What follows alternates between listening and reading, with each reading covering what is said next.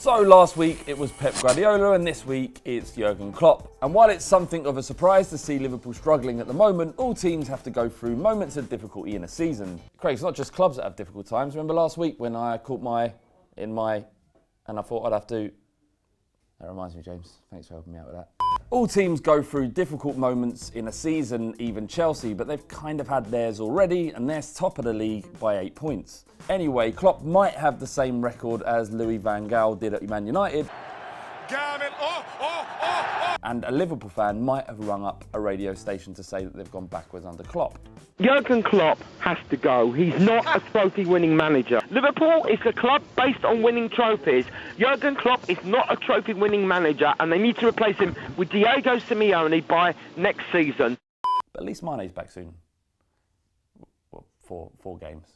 Jurgen Klopp's time at Dortmund left him with a mythical status, and the Germans remain in love with him. So it was somewhat a surprise this week when his former player Mkhitaryan came out dishing up wallops on an Armenian station, Radio 43.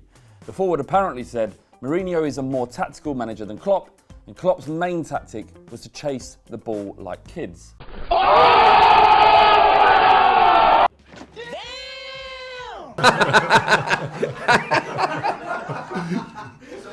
Jim, I find that hard to believe. What, you think his words were taken out of context? No, radio in Armenia. That was a joke. I've never even heard of Armenia. I have no idea where they have radio or whatever. Shout out to the triumph that is Southampton as well. Despite Liverpool taking £91 million worth of talent out of the football club over the last few seasons, they managed to convincingly beat the Merseyside club over 2 legs in the League Cup. Southampton are a club that have had their managers and players consistently pillaged, and yet they have consistently performed brilliantly despite the difficulties of holding on to the players and managers. And now they're in their first final since 2003. I can't wait to buy all of the Southampton players in the summer. Can't wait. Get them all. Little Southampton tears. Stop taking out players.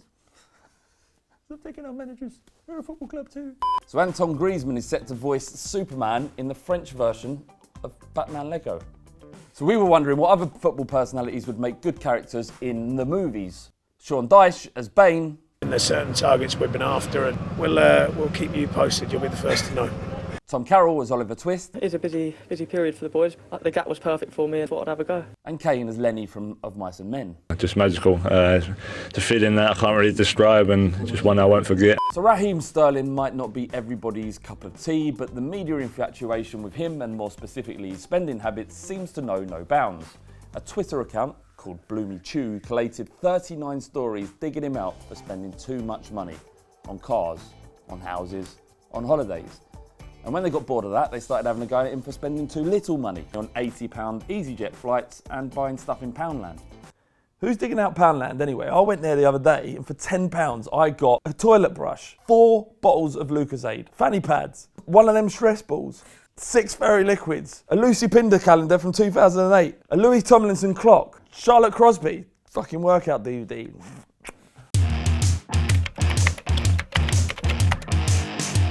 What better way to start than with, well, last week's Talking Balls, where we asked each other and you guys, what would you not do for 600k a week? And you asked people this. Let us know, whatever the worst things you come up with in your head, let us know. I'll tell you whether or not I'd do that for £30 million. And yeah, I mean, wow, you are sick, all of you. Fucking wrong. Not all of you, that's not fair. I mean, I did call it on. Yeah. I did ask for all of it, but I just wasn't expecting, it was a lot. Yeah, for those of you who haven't seen the comments, basically about 90% of the comments started with the sentence, would you, and then a word that rhymed with duck.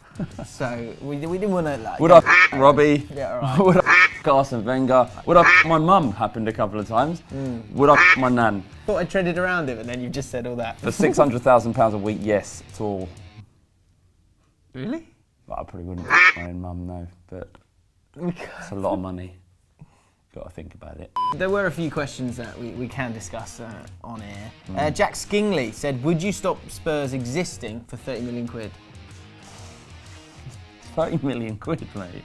I mean, football is everything. No, well, not football, but Tottenham are everything to me. But would anyone begrudge me that? £30 million? It's 30 mil, mate. I could buy friends and love and be really happy. Yeah. Nothing to do with the 600k thing, but Azrael said, "Oi Flav, just wondering what you asked for at the barbers." A little dig there. Is it a dig? Happy with that? I think that you might actually think, oh, his hair looks good. Yeah. Wonder what he's going to Can I get some notes? Well, Flav says get this. But when you're a kid and your older brothers or something got a nice haircut, you say, what do you ask for when you go in the barbers? And that's what he's asking.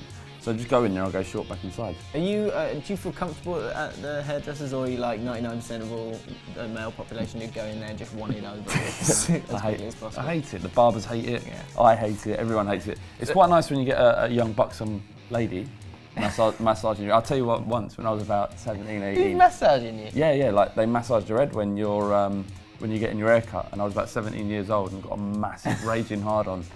Well, you've got the thing on. Yeah. And it's just like that. Yeah, no, I was sitting there like, fuck, she's gonna notice. I don't care, but she is gonna notice. Do you know what the worst bit about which getting your suggests that I'm not that well in down. Do you know what the worst bit about getting your haircut is? It's this bit. So what do you do when they do this? Yeah. Well, yeah, it's nice. Yeah? It's nice, yeah. Yeah, cheers. It's like, it could be anything. Yeah. It could have like shaved in prick or whatever. Chelsea till I die on my head. Yeah. I was looking, great. Yeah, you're good. Perfect. Probably the best thing you've ever done. It's so true, isn't it? Everyone hates getting a haircut. I was up in Liverpool Social Club on Monday. We're talking about Chelsea and if they're going to win the title by January. Aside from that, Ped and Robbie kicked off, and Robbie had to put him in his place. This point is absolutely crucial because it's what keeps your channel going. Is that when you win, but what keeps the that channel going? No, but when you win, you're the greatest thing in the world. And when you lose, it doesn't keep our channel going. No, you know what I mean. If we get views whether we win or lose. Robbie had to tell Ped how it was, but, and this is a good comment, that it is so true, the special one, Ped and Robbie, still a better love story than Twilight. I've loved you for 1,000 years. I love you for 1,000 more. The award for comment of the week I'm giving to the research done by, and I wish you had a proper name. Comment of the week. Should we do that? Yeah, we do that each week. Okay. RTYUU. Don't get name of the week, but the comment is brilliant. You did your research.